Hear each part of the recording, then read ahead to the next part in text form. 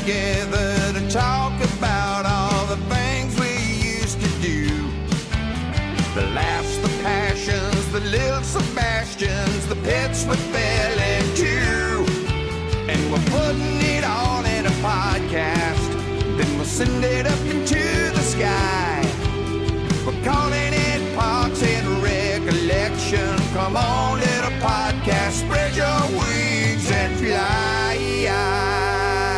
Hi, everybody. Welcome to Parks and Recollection. I'm Rob Lowe and Alan Yang. Say hello to the peeps. What's up? Episode 6, Season 2. Here we are. I like that. What's up? We should think of what our, we should have a thing. I will not rest until the entire show is catchphrases, and then we don't have to do anything. Just do our 10 catchphrases and get... People love catchphrases. People only want... Yes. People, what if they made the whole plane out of the catchphrases? Like, why come up with them organically? Let's just come up with catchphrases, and you could just say literally. Say literally a bunch of times, and we'll be good. I've done it. It's worked for me. We know it works. Well, we got a good one today. Kaboom, which, by the way, was a cereal in the 70s. I'm older than you. It was? So you don't remember. I'm afraid, Rob, I wasn't alive in the 70s, but what was the cereal? It was very short-lived. But I remember it had multicolors and little, like, Ferris wheel-shaped things, and I liked it. Apparently, I was in the minority, and I thought when I watched this was going to be about the cereal. And it wasn't. It's emphatically not about the cereal. Kaboom cereal, by the way, has what appears to be a murderous-looking clown on it. Maybe that was part of the downfall of the cereal. It also says here, Kaboom cereal appears in Quentin Tarantino's 2003 film Kill Bill Volume 1 as a hiding place for Vivica A. Fox's gun. So two fans of Kaboom cereal, Rob Lowe and QT, Quentin Tarantino. You know, that speaks to my level of taste. There you go, man. You should get into directing now. Just start now. Thank you. Second act, right? Just get into directing. Kaboom cereal. I'll have to get some of that. So it's not about the cereal, but what is it about, Alan Yang? I will let you know. Kaboom was episode 6 of season 2, aired April 30th, 2009.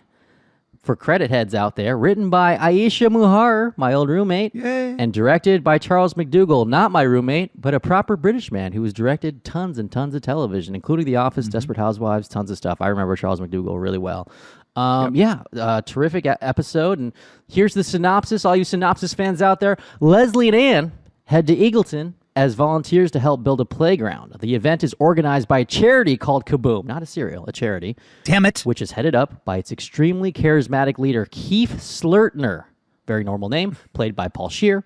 While they're there, they bump into Andy, who says he's volunteering, but is actually there just for the free food. He tells Ann and Leslie he's moved out of the pit and is now living with the drummer of his band.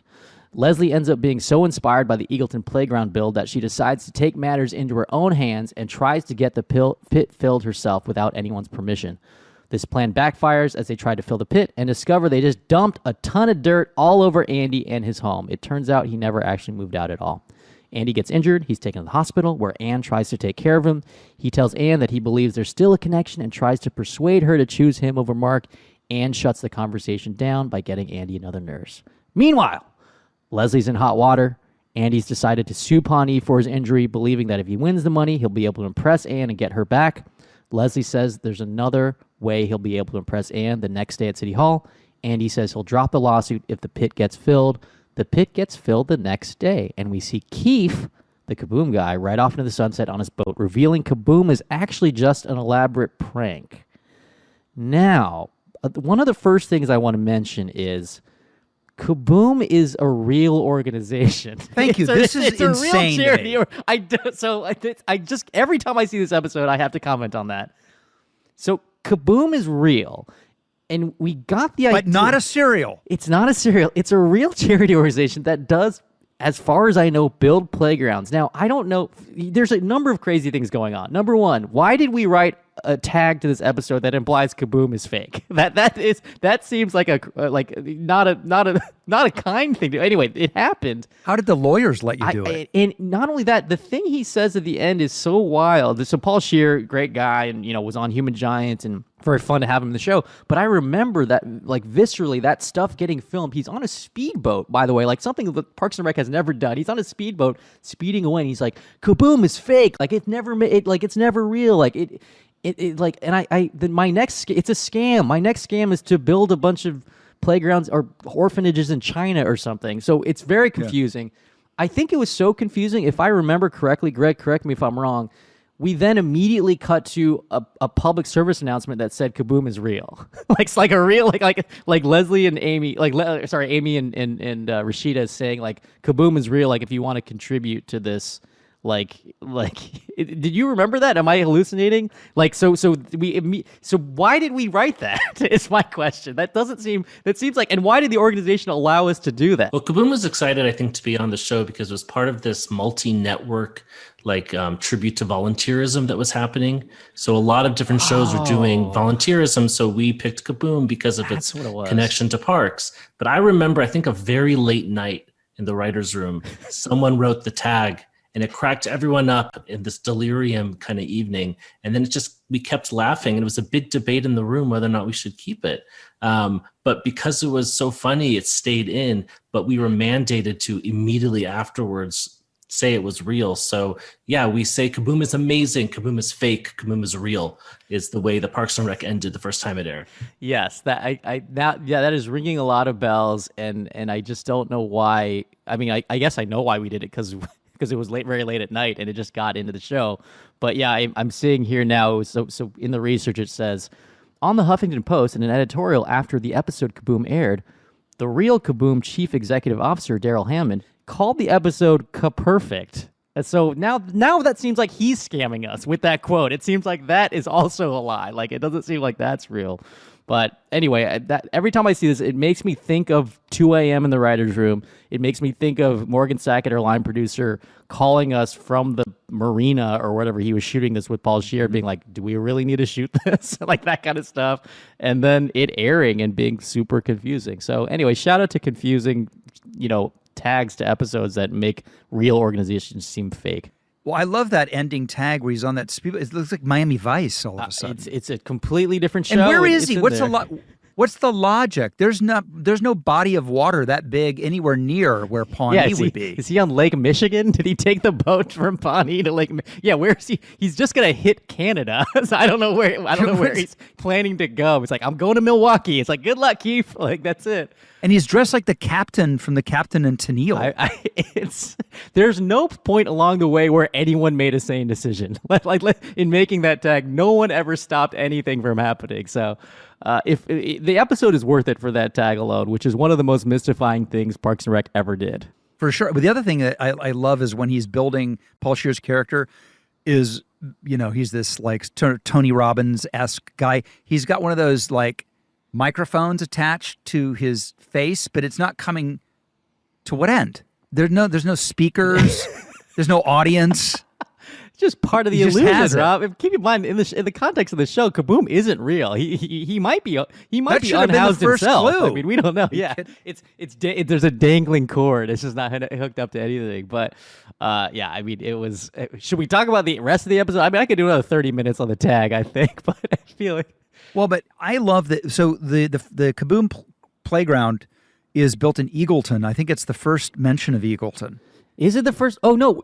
Duke Silver plays at a bar in Eagleton. So very early on, we just used Eagleton as like a throwaway other town. So I think that was one of the like throwaway names we used. I think another thing we did was like we used Ramsett Park as just a park name. Like there's things that would come back. So Eagleton, we didn't know what Eagleton was yet at this point, but we would use it as the neighboring town essentially. But it hasn't evolved into the city that everybody's jealous of. Yes, it does. It's not quite yet the Eagleton everyone knows and hates. But yeah, and this one, by the way, is the episode where we the pit gets filled in, right? The pit, there was one conception of the show where it would take essentially the entire series to fill it in or take the entire series to build it into a park. But I think all that stuff got accelerated. I think, we were just having so much fun doing the other stuff that they're like, oh, we can fill in the pit in this one. So that was one of the missions, I think, in writing this episode was how does that get done? The network didn't tell you to do it? You tell me. You tell me, showrunners and NBC executives from around 2009. Our focus groups tell us that they're tired of seeing the dirt. Our focus so the pit is testing through the roof. The pit is the most popular character. That would be surprising, but yeah. This is where Pratt gets the dirt dumped on him, obviously, right? That's a great scene. I wasn't on set for that day, but I feel like if Pratt was allowed to do it, he would have done it. He would have done it 100%. So Pratt, one of the things about him is he would like to do all the physical stuff as much as possible, including in this episode showing up naked at the end, including, being on a skateboard, being on roller skates, jumping over a counter, like all that stuff. Also including, I remember this early on, he would, usually when you eat food on screen, you spit it into a spit bucket because otherwise you're eating 40 cheeseburgers. But I really feel like Pratt would eat the stuff for real and just never, like, he was going for it, man. He's a big dude and he was just eating whatever. But yeah, I probably wasn't safe to dump that dirt on him, so that's probably a stuntman. But everything else he would do. Yeah, that was kind of surprising to me. I didn't remember that story point. I was like, oh, they just dumped it on Andy. I was like, oh, I forgot about that. Well, I think that they might have done it because it explains one of my notes I wrote when I watched it. The makeup on Pratt when he's in the hospital post dirt, there's no way the makeup artists are that good. And if they did do it, it's the best makeup I've ever seen. It's so subtle and so real. Yeah, they should win an Oscar even though it's not a movie and it's from 12 years ago. But yeah, it's he has these little cuts. I noticed the same. I actually did notice is that what you're talking about, like the little cuts? Yes. It was little scabs. Really subtle. It's really brilliant.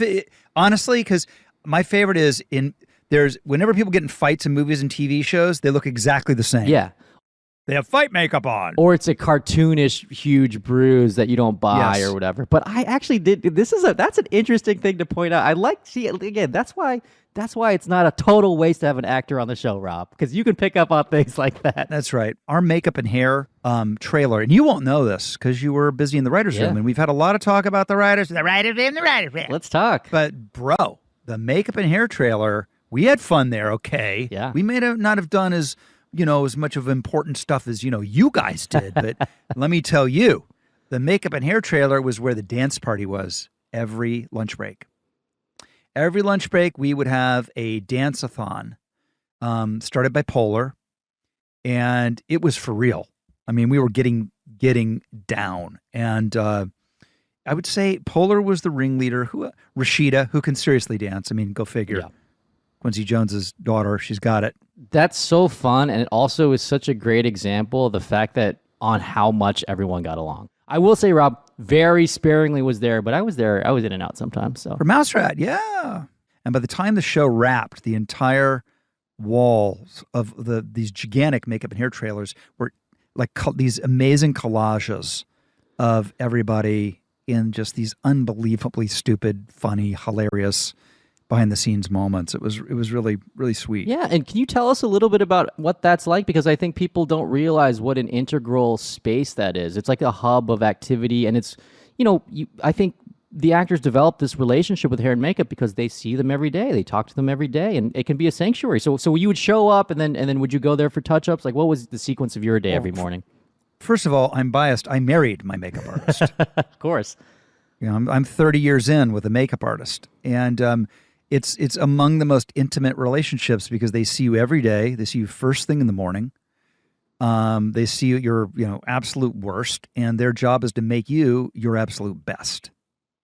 So you are gonna love them, and if God forbid they're not good, it's hellish because they're literally in your grill 24/7, and then the trailer itself becomes a microcosm for the show. Because again, it's everybody rolling in 5 a.m. The sun isn't even up.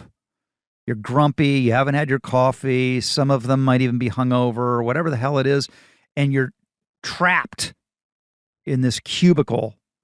And it can either be great or it can be awful. Or, you got the hair. My thing is the hair dryers.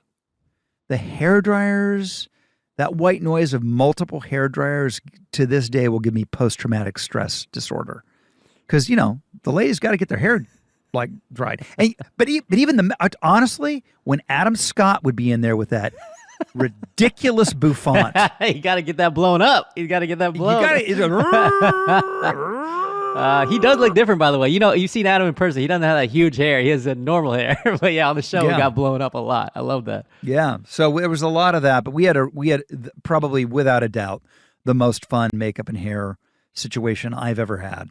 for sure. That's great. Yeah, I mean, yeah. Shout out to everyone there. Autumn and Terry and all those people. But yeah, and at the end of the day, you get some of it. Sometimes you go back in there and get the makeup taken off, and so you see them at the end of the day too. But yeah, they set the tone, and you're seeing your other actors in there, like you were saying, and so it's a really important spot. It's a really important. And by spot. the way, I have many very big, powerful directors who have said, if you really want to know what's going on your set, you really want to know what's up, ask the makeup and hair department. Yeah.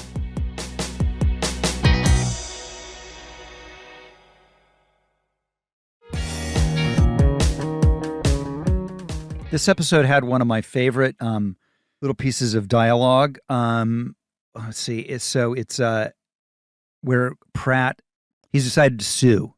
He's decided to sue because he's misinterpreted that Anne wants someone with money. So this is his way to get money to get back with her. And Anne is shocked about it and says, Pratt says, well, I'm doing it because she said she needed a lot of money. Leslie says, that doesn't sound like Anne. He goes, well, I'm not very good at doing her voice. There's another joke like that where it's like, I'm reading it here. Leslie says, all I did was order a backhoe and it came with a guy who runs it. I've never rented a guy before. Wish I knew that during prom. And then Anne says, there was a girl at my prom who was known as the backhoe, Mary Dunbar. She'd let anyone massage her back. It's like, this is just like vaudeville straight up. Like these jokes are like those.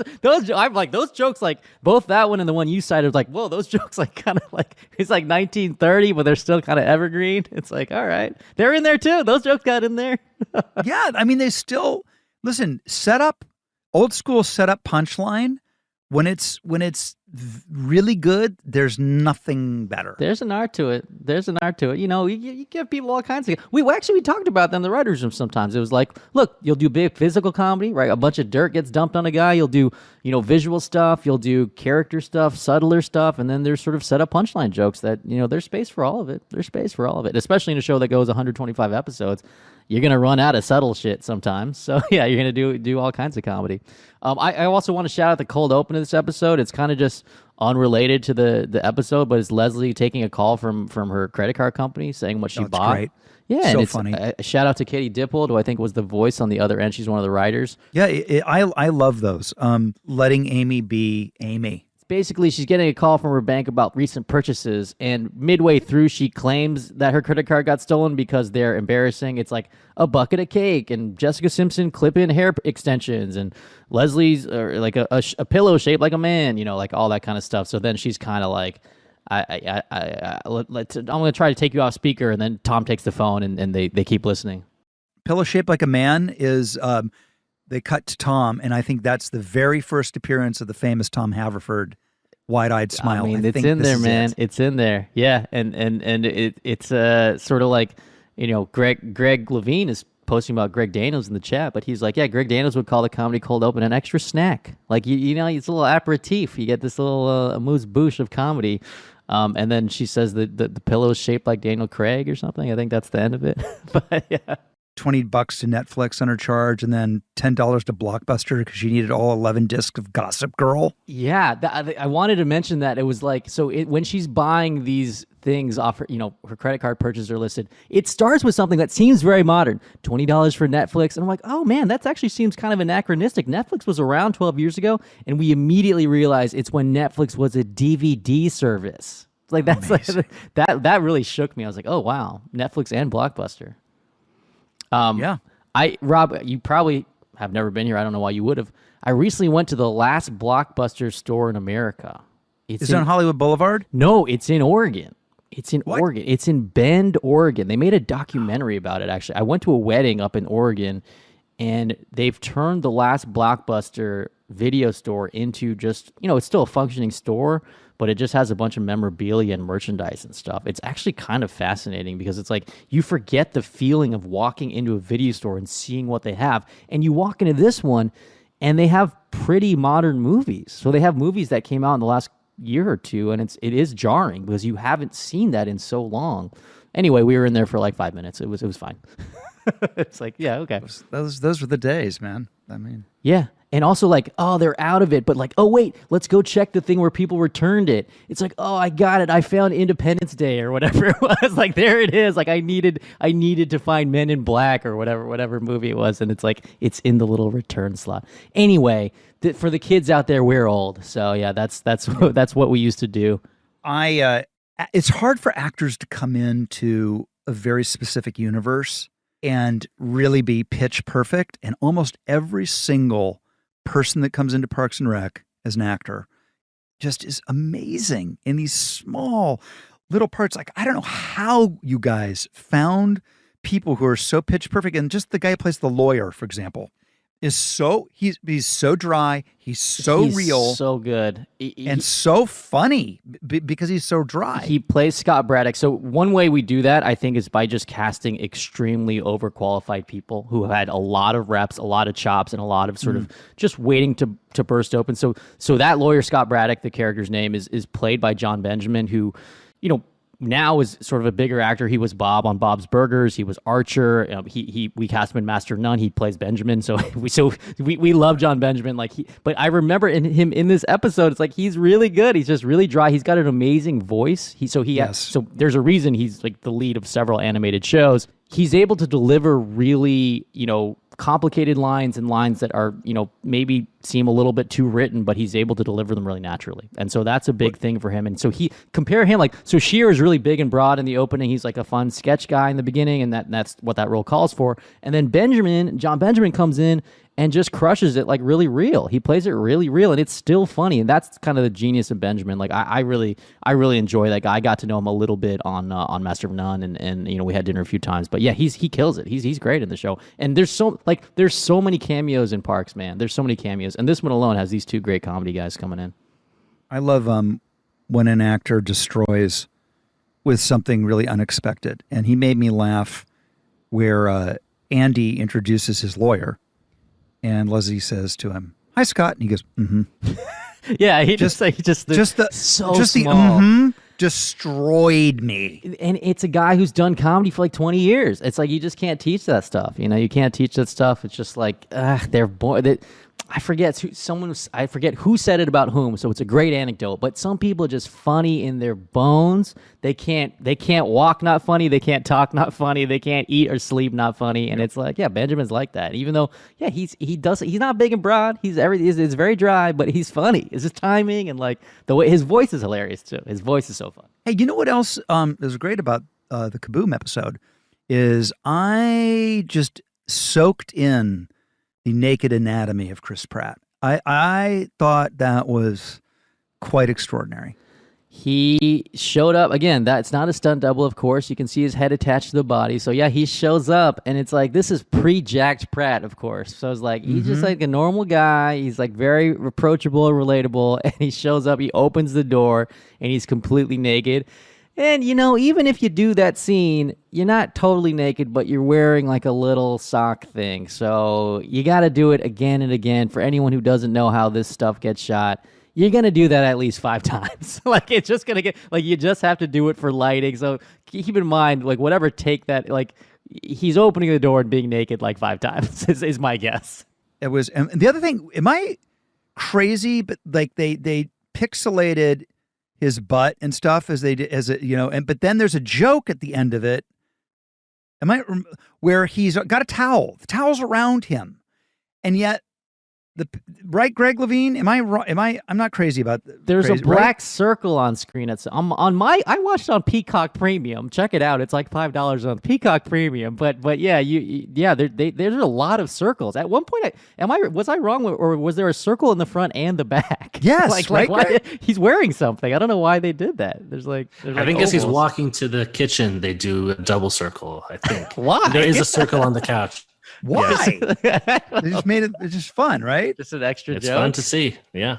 See. Here's the thing: is I love when the show or any show is not a slave to reality. Like, it's like what you were saying, Harris says, sometimes motherfuckers just want to laugh, right? Well, you're going to enjoy where the show keeps going because it doesn't get more sane. I wouldn't say the show gets more sane from here. I would say it definitely stays silly and it maintains in that zone. You know, it's the thing they used to say is like, the Pawnee becomes kind of like a live action Springfield, right? And it's fun, you know? Why is the brace that Andy wears on his neck when he's meeting with the city attorney?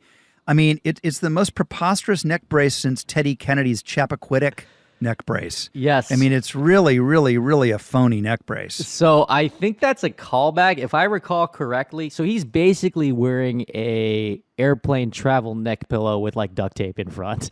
And That's I right. believe it's a callback to the pilot where after Leslie's character falls into the pit, she goes and talks to, I think, Ron, and she has a neck pillow, airplane neck pillow with duct tape on it. So I think in my headcanon backstory, she said, look, I got this foolproof prop. It's genius. And she gives it to Andy. It'll prove that you broke something and you just wear this neck pillow around your neck. So that's what I think the rationale was. But for the uninitiated, yeah, you're right. It makes no sense. But it's good. Again, it's funny.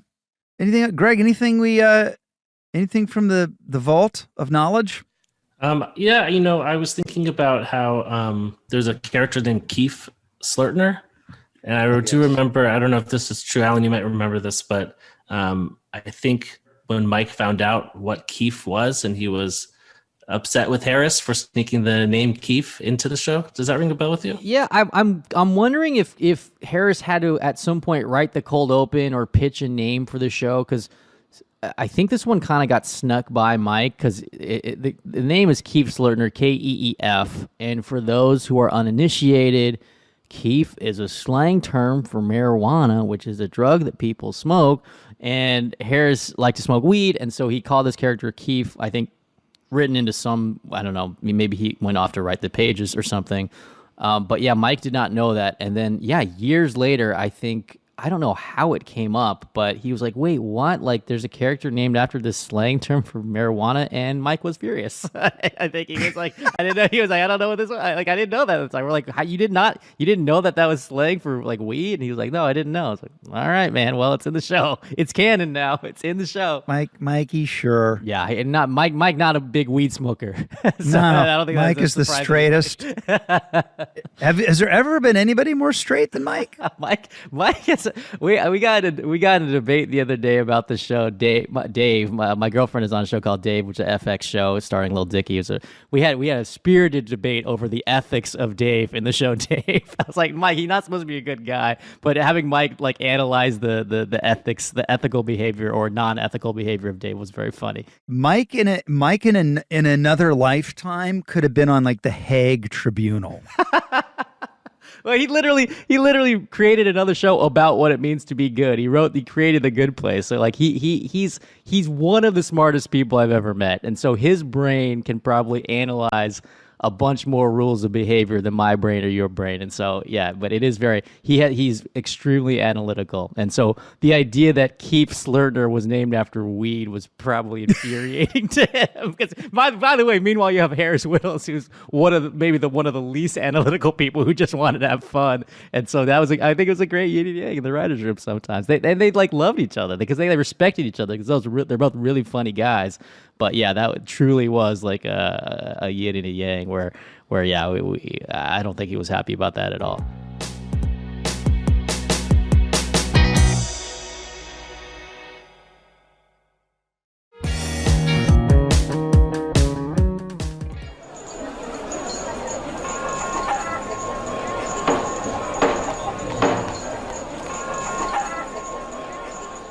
Where are we going to hold the town hall? You know what? Let's do it on the plot of land that is to become the ice skating rink.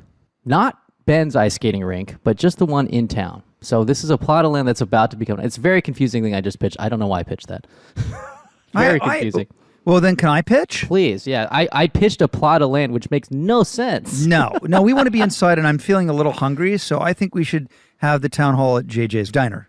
Okay, great. We'll go to JJ's Diner, and the beloved Brent Briscoe, the late great Brent Briscoe, who ran JJ's Diner, and we'll have a plate of waffles, and we'll do the town hall. They'll be very homey. It'll be a great photo op for us, and it'll make voters think that we're relatable.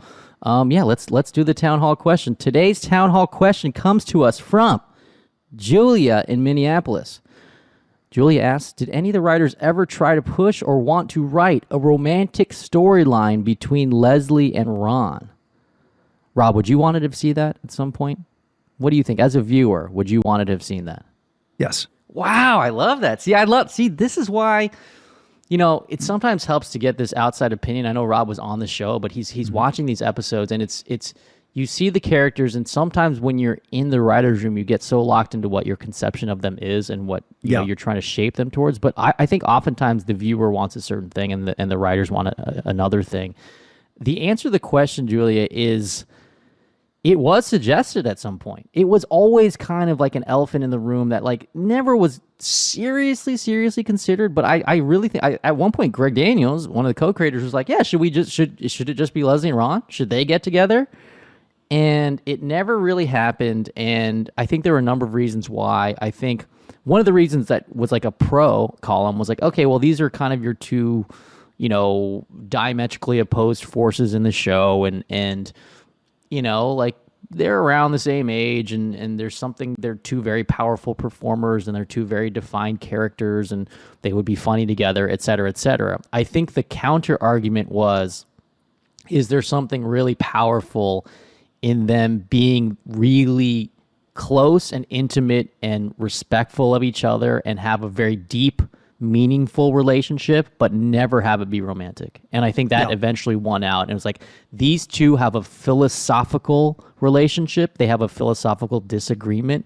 They are reverse soulmates in some ways, where they really disagree, but they truly respect each other. And I don't want to speak for Mike at all, because he, I'm sure, has a much more sophisticated understanding of all of this. But I think in the back of his mind, Mike was like, the beauty of the show is that these two people who disagree with each other so vehemently on a political issue, on how something is practiced, can yet still respect each other and respect each other as human beings. And he didn't want to muddy that with them falling in love. So, but it was pushed. It was definitely suggested at some point, and it would have been fascinating, right? It would have been fascinating. Rob, I think those are just two awesome characters. I don't know, I can't speak for you, but is that what you saw in them? It'd be fun? I mean, I think there's what you want as a fan, and then there's what's good for the show.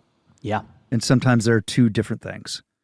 And it's like, I remember when I was working on Wayne's World, and it was early in my relationship with Lorne Michaels, and I pitched a couple of jokes, and I could see him kind of not really react.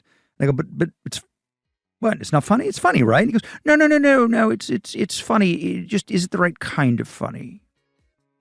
And I didn't know there was I thought funny was funny, but it's kind of the same thing. It's like, just because it's funny, does it need to be in the movie? It's like, just because you want them to be together, do you put them together? And what's best for the show clearly was to not have them together. Yeah, and it's this beautiful thing where they can have their own relationships, and ultimately it's a show, we loved all the romantic relationships in the show, but it's a show about work, and it's a show about idealism and optimism and being able to work together to get things done, and Leslie and Ron are the epitome of that, without them ever having to fall in love. So, good question, Julia from Minneapolis. I think let's close up the town hall. I'm full, man. I had a shit ton of waffles. What waffle did you eat? I had a blueberry, I had a strawberry, and I had a banana nut. Wow, that's a lot. I keep it simple. I'm going with strawberries and whipped cream. Hi, man, that sounds good. Sometimes I'll put syrup on it. Sometimes. It used to be, when I was a little kid, pancakes and waffles were my favorite food. Now I'm a savory boy, just like savory foods. Not really a big sweets guy, but that's for my other podcast about food. So we'll do that later. That's coming up. We got great shows coming up, Rob. I'm excited. More coming down the pipeline. Thanks for listening, everybody. We'll see you next week. Subscribe wherever you get your podcasts and tell a friend. Thanks to producer Greg and producer Schulte. Bye from Pawnee.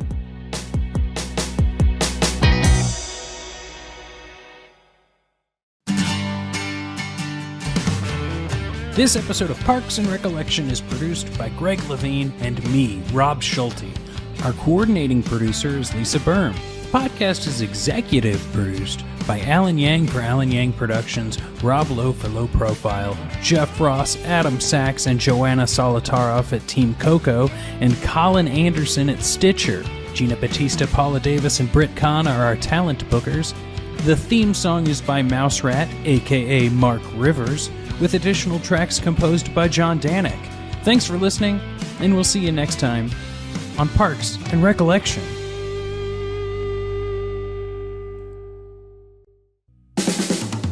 This has been a Team Coco production in association with Stitcher.